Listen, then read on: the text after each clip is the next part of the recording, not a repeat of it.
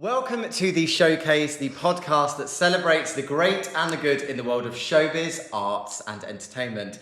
And I may only have just met this week's guest, but I'm fairly certain we're about to become good friends. Yes, that's right. She spent the 90s and some of the noughties as one of Ramsey Street's most recognisable faces in a role that she ended up playing on and off for 25 years. But that is not all. She's also earned an Australian Film Institute Award nomination for her role in one of Australia's biggest crime dramas, played the icon herself, Madonna, in a music biopic, and lived and breathed Hollywood life with roles in several feature films. I am delighted to say my guest today is the one and only Jacinta Stapleton. Hello, Justin. Thank you so much for coming in. I'm going to be completely candid with the audience and say, you are an utter pro because we are doing this interview for the second time. We are. Owing to failures in technology. So if it's a bad interview, we have no one to blame but ourselves. But I am beyond appreciative. No, of of coming course. So we have sort of already done this once already, but I have got a couple of curveball questions just to throw in, just to keep you on your toes. Okay. But I obviously mentioned you are here in the UK. And part of the reason you're here is celebrating 40 years of Neighbours. You've been doing some public meet and greets and things like that.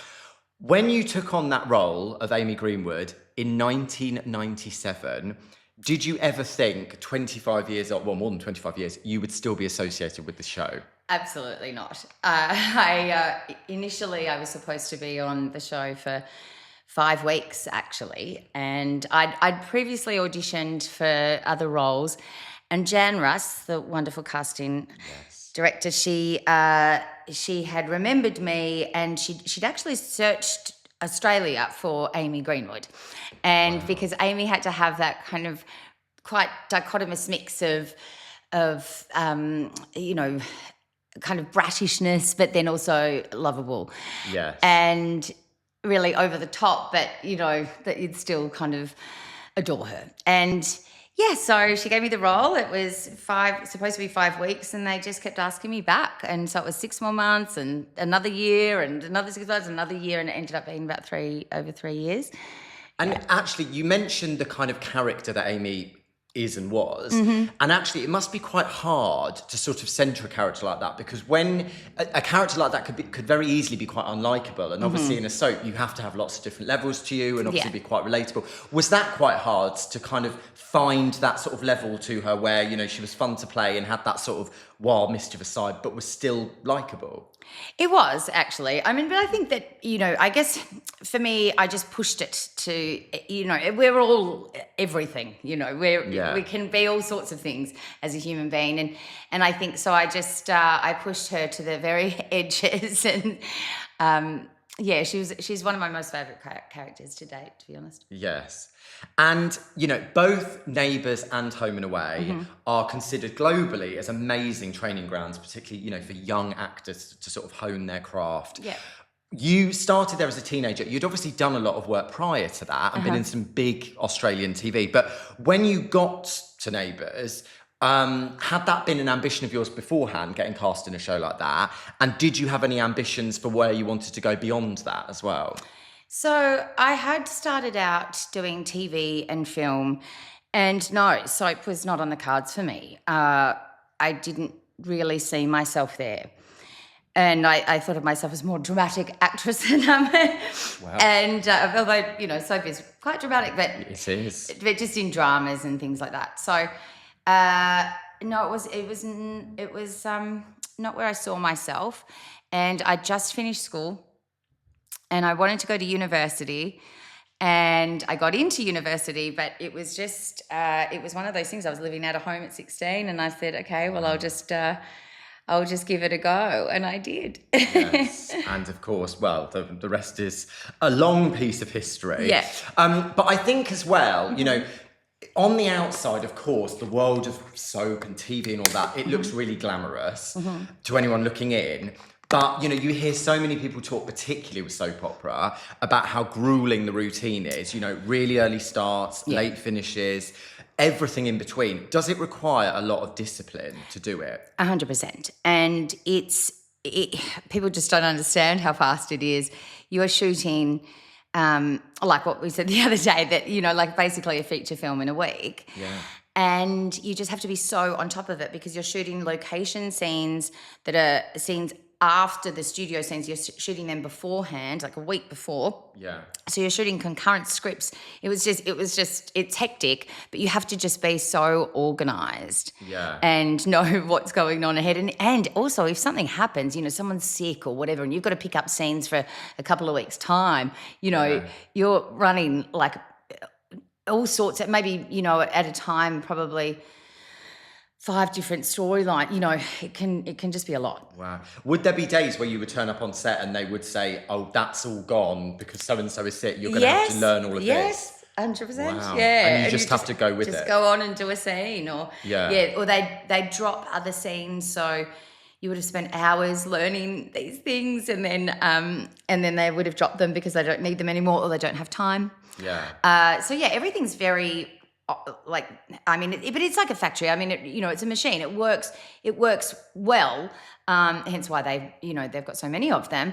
But yeah, it's a lot. It's a lot of work and a lot of hours. And see, sometimes I would come home and not be able to have any sound, like not talk to anyone, not have any music on, just nothing, because there's so much going on in your head. And it was just like a serious quiet time, you know? I mean, I know for me now, when I look at how I am now, I feel like I'm quite hardworking, I'm quite disciplined, diligent. When I look at how I was at school and university, I was very different, and I wasn't as driven, and I was probably quite lazy. Yeah. Again, when you compare like your 2 stints in that show, which were at very different points in life, when you were a teenager, did that add an extra challenge? Because I suppose you're not quite as much of a rat bag. Well, I suppose, but, learning to be professional comes with experience, doesn't it? So being thrown straight into that, was that quite difficult? Yes. Well, I've always been I've always respected acting so much. You know, I've done it since I was a little kid. I decided at 8 years old that that's what I was going to do for the rest of my life. So I respect it, and in saying that, as a teenager, there were times where I probably wasn't so respectful.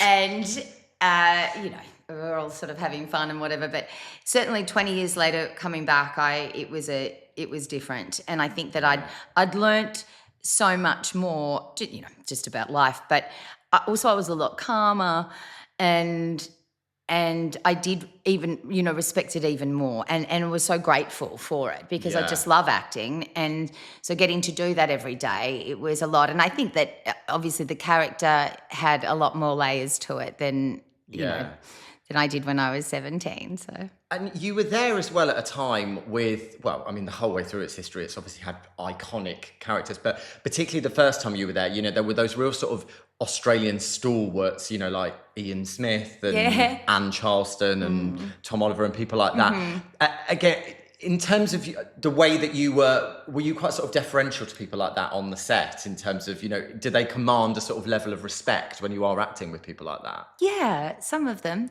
And Jackie Woodburn to me was one of the, I just was in awe of her. Yeah. I remember going into the set, and it was the Carl and Susan fight, and I just looked at her and I thought, that's what I want to be when I grow up, because she was just amazing, and the professionalism and that she was so real and so raw, and I hadn't expected that from working on Neighbours. I hadn't expected the level of acting that was produced there. Yeah.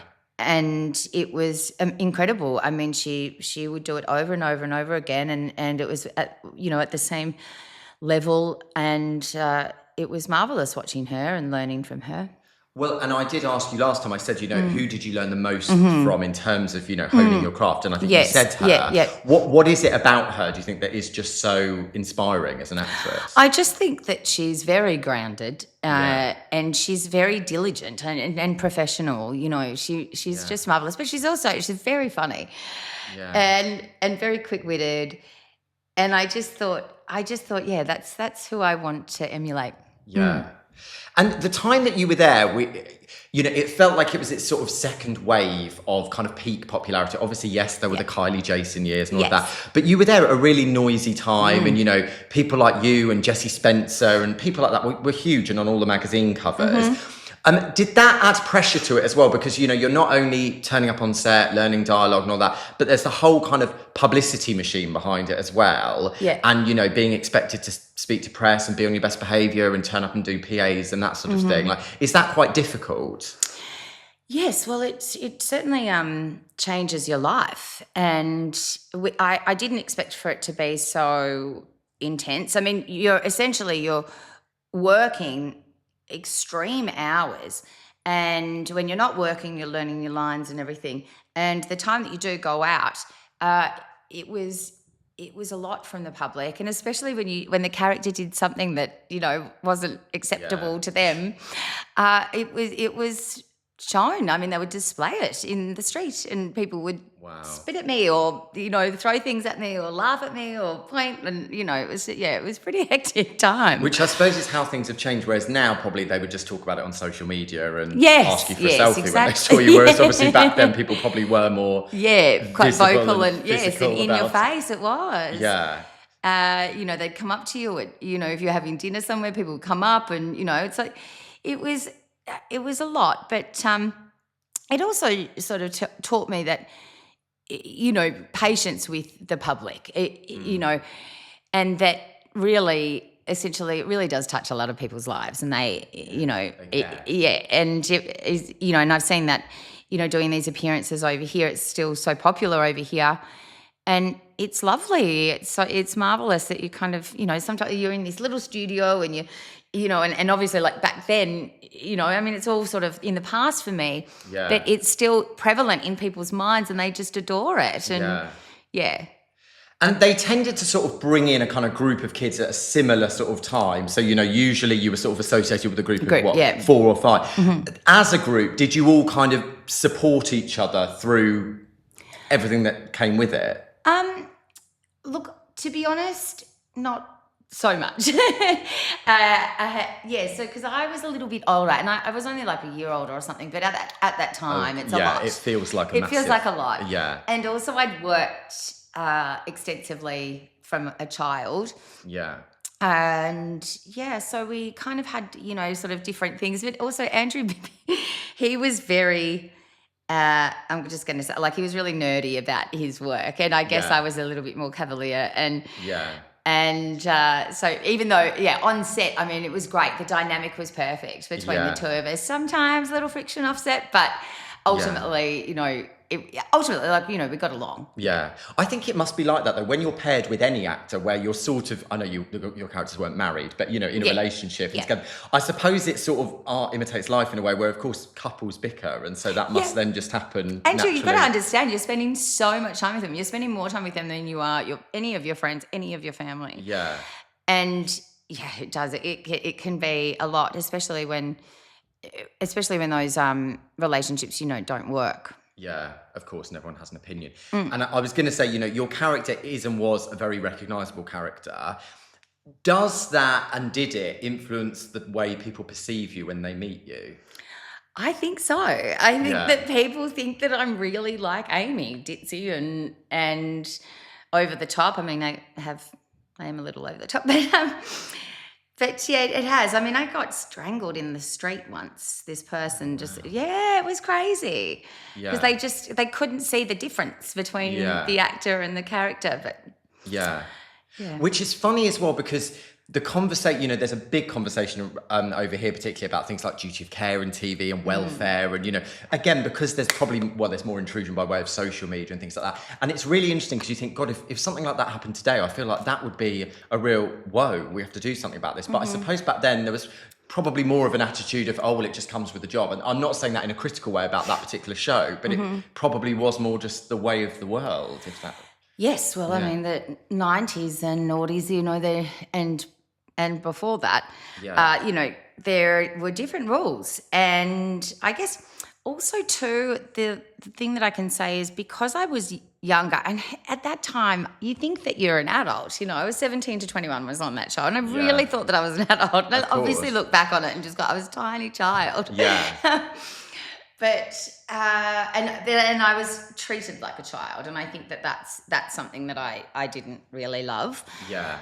And probably caused a bit of problems just because I would stand up to people. And there'd be a fantastic behind the scenes in all yes, of this. I know. Oh God. One day. Skeletons. And did that, when you said the first time around you were in Neighbours for about 3 years, were you very conscious deciding to leave the show of things like typecasting, and did you kind of very consciously want to walk away from that character and not play characters like that again at the time?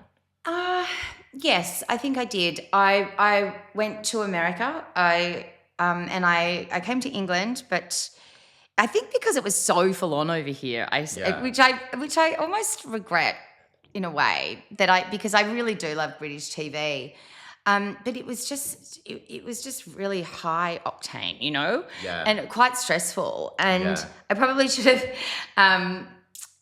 went off the back of that. But no, I wanted to be in film, and I wanted to go to America, and I did that. And I have tried to stay away from those characters, but ultimately they keep coming back. I think they inform, and especially when you've done a soap like that, and for so many years, it's hard for people to see you any other way. Of course. My agents are always trying to go against the grain and get me other sorts of roles and stuff. But, it just kind of ends up that way. And I think, what the final episode, the original final episode of Neighbours, which we were obviously in, proved was, no matter what you do in your career, even for people like Guy Pearce and all that, you're still associated with that show, if you see what I mean. It will never end. Yeah, and which of course is a great compliment. Yes, and I think that's what was maybe my reticence for going on it in the first place, was that you are always going to be associated with that. Look, it's not a bad thing. And especially coming to this country and meeting people that love it and all the fans, it's so gorgeous, and it's like that will be forever, and it's really nice. And you mentioned it's still huge over here, and people love the nostalgia of it, but they also love the show in the moment, here and now. There's a rumour, because the show is obviously ending again, that your former co-star Stephen Dennis is going to be on Strictly Come Dancing. Yes, which I'm so jealous about. Well, I was going to ask, would you like to follow in those footsteps? See what I did there? I really would, actually. Yeah. I love dance, and I would just love to do that show. Yeah. And I'm really jealous of him doing that. But yes, I would do that. It seems really hard though. April Rose did it. Yeah. And she just said it was so intense, but I don't care. I want those costumes. I want to be on that stage. Yeah. And I want to win the award. I think you always hear the contestants talk about how grueling it is, but I suppose you're used to a grueling schedule, so it's probably not that difficult. I think physically it's really full on. Yeah. But I've done dance in the past. Yeah. Although I probably will. I would probably get on into rehearsal room and realise that there's a lot to brush up on, And again, a lot of your co-stars have done other sort of reality TV shows. Ryan Maloney came here and did Big Brother a few years ago.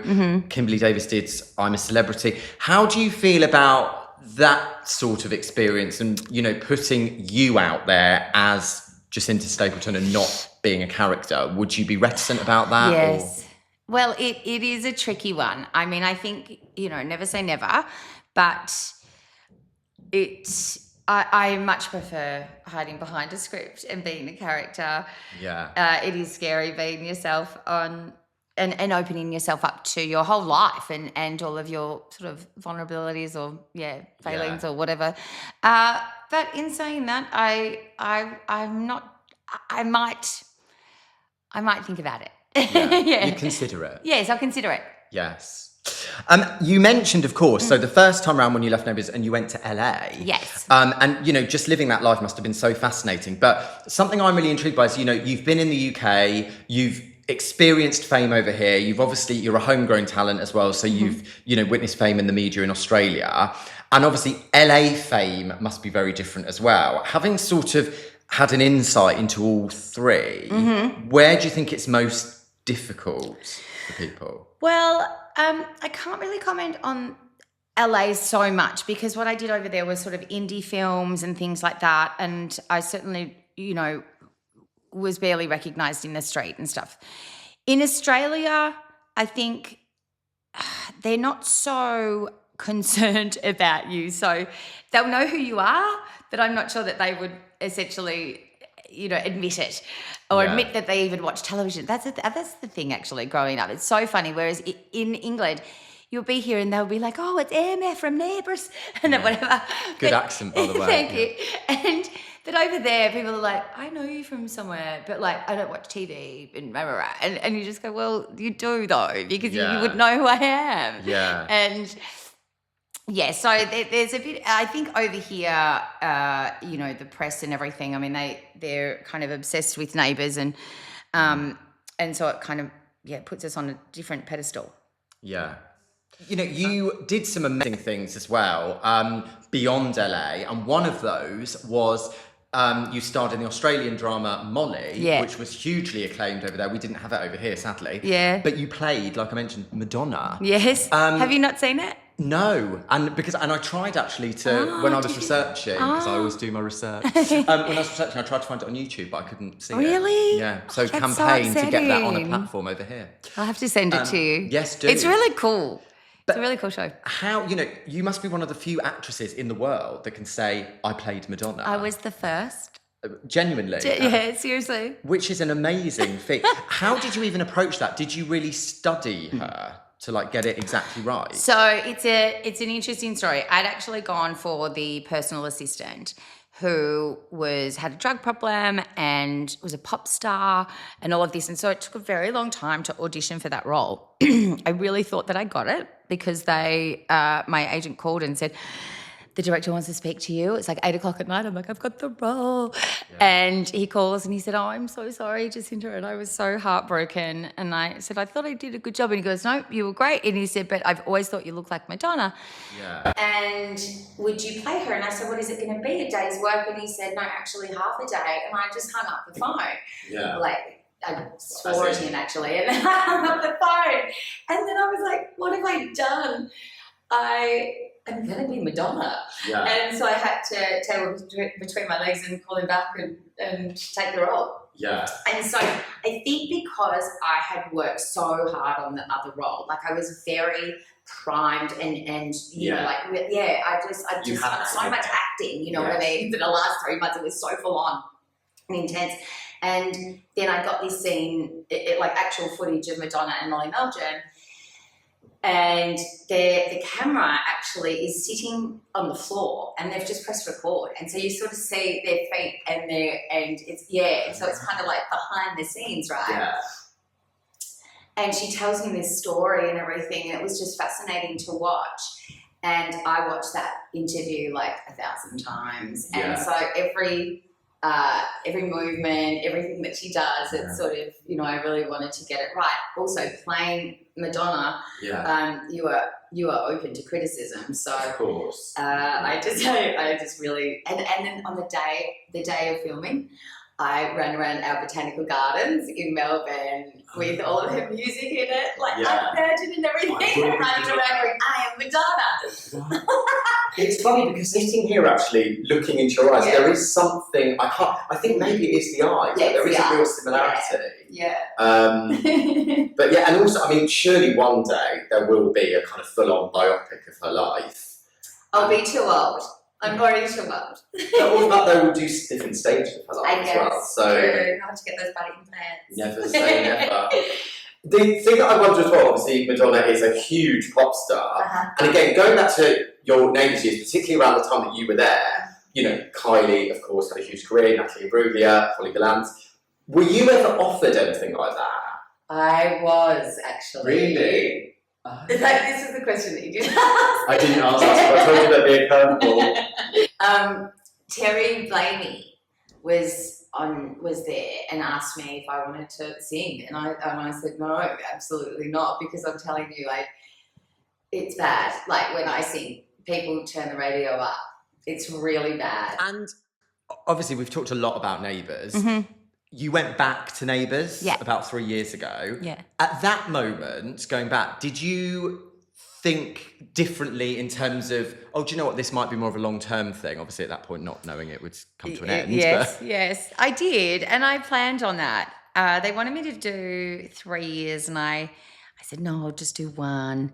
And they said, no, you've got to do 2. And so I said, yes, I want 2, but sneakily I thought I'll be here for 4. Yeah. And I just thought just to make it a really, good chunk and solid, job for 4 years. And sadly, it ended and kind of, thwarted all the plans. But here I am. But an amazing compliment as well, because in that final episode, you were the character that they kind of left the cliffhanger with. Yeah. Most of it was quite wrapped up, whereas you, it was a sort of, true. oh, well, if it ever does come back, that's what we're all kind of waiting for. Yeah, exactly. And, it was great that they did. And obviously, spoiler alert, that, Lance is the baby daddy. Yes. And it was gorgeous. It's like a really cute ending for that character. And I assume being part of those final episodes, which again was so well done, and it was just a brilliant piece of television history, and attracting all of those old favourites. Was that pretty amazing to work with people that I assume you'd not had the opportunity to work with, at any point during other stints? People like Guy Pearce, Kylie, Jason, things like that. Was it amazing to be part of that? Yeah, and I think we didn't physically get to work together with them. But, just the fact that they even came back, is real testament to it, and that it was an important part of their lives. And didn't you say that not one of them said no? Like everyone that was asked said yes. Yeah. And that's extraordinary, right? That these people that have got their hugely successful careers and, came back to and knowing sort of, where they came from and their roots and paying homage to that. It's good. Do you think, the show then came back, it's now finishing again. Do you think that there is another way back for it, or do you think this really is the end? I really do think it's the end. I mean, again, never say never. And there is language around it where it's saying, oh, we're resting it or we're leaving things open so that it can come back. I'm not sure. It might come back in a different way. Yeah. In a sort of, slightly different format. Yeah. Everyone's watching streamers these days and in a different way of television. I'm not sure people are watching kind of half-hour shows anymore. Yeah. I think it's difficult, and we've talked about this before as well. Yeah. But, I think because of social media and things like that, which gives it a whole new lease of life by way of nostalgia, but it's easier to sort of dip in and out rather than go, oh, I'll sit and watch a half-hour episode. Yes, and every night, you sort of it's a big commitment, and I think that, so many friends of mine and myself included just binge things. I'll just sit down and watch hours and hours of TV rather than watch half an hour. It'll sort of be set aside time that I do that, and then do other stuff. So that format is not really working anymore. I think that's why ultimately it's ended. Yeah. And as far as you're concerned, would you kind of never say never, depending on what did happen in the future, would you never say never to going back to a role like that again? Oh, look, I love that. I love that particular character. So, I think I would. It depends. It depends on all sorts of things. Yeah. But in terms of revisiting that character, yes. Yeah. And in terms of your sort of bucket list for, say, the next 5 years, what are the main things? You've obviously said you want to get a chihuahua, so there will be that. But what are the other things that you would like to say, right, do you know what, I did that? So as I've said to you, I'm just in love with Brit TV, so I want a show. I want to be on a show. Yeah. And also I've written a script, so I want to make that as well. Yeah. Oh, wow. So you've done writing as well. And which I think is a very smart thing to do, because I think that really skills people up for longevity in the industry. So if it's quieter in terms of the acting work, you can focus more on that and vice versa. Yeah, exactly. And it's something that, weirdly, I struggled with accepting that I was a writer. It was so strange. I don't know why. But I've written this script. I've created a show with another girl when I was in LA, actually. And I want it made, and I'm sort of, pushing for that at the moment. Yeah. You once said, I think the first time you left Neighbours, when I was doing my research, you said, I get bored very easily. Yes. Would you say that is still the case? I think so. I guess I keep myself busy enough to not get bored. Yeah. Yeah. But I think with things, there's only so much time that you can spend on those roles, because with the Amy Greenwood character and back in the day, Yeah. I think I felt like it had come to an end, and so because it can be so grueling, because it's the same thing day in, day out. Like, I really don't understand how Ryan and Jackie and Fletch and everyone stayed there for 30 years. Like, I don't get it. Yeah. And I think that, like, a 3 year stint, 3 to 4 years is probably as much as you can do. Revisiting it 20 years later, course. it's a different, totally different time. Yeah. So there's always, I feel like, you kind of always have to keep moving and keep sort of evolving. Well, I'm going to finish it with some quick fire questions, Okay, just to keep you on your toes. Okay. The 90s or the noughties? The 90s. Autographs or selfies? Selfies? No one asks for autographs anymore. No, they don't. No. Well, we have to sign a lot at these of signings, course, yes, but the conventions, Home and Away or Hollyoaks? I can't comment because I don't want either. But Hollyoaks, because... You might get a role there one day. Hollyoaks. Or you might be on Home and Away one day. Yeah. Moderation or living to excess? Living to excess. Always. Always. Daytime or prime time? Prime time. Yes. This goes out prime time. Setting an alarm or sleeping in? Sleeping in. That's why we're doing this at 5 p.m.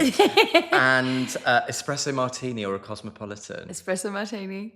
Although, no, we've discussed this with the Cosmos, because, you can only do one espresso martini. Yes. But you can do 5 Cosmos. Espresso martini is like a dessert, basically. Yeah, true. Which is a good place to end it on. Yes. Go for an espresso martini. I am so appreciative, not just of the fact that you've come in and spoken to me, not once, but twice, but also, you've got such fascinating stories, and I think we could do about 5 of these podcasts. You're because, gorgeous. Yes, you've got so much interesting stuff to say. But thank you so much for coming over to the UK and embracing the phenomenon that is Neighbours. And I very much hope to see you on a British TV screen very soon. I hope so too. For all the information, obviously follow at City Academy UK on our socials. But for now, Jacinta Stapleton, thank you so much. Bye, darling. Thanks. And if that didn't record, I will scream. I know, right?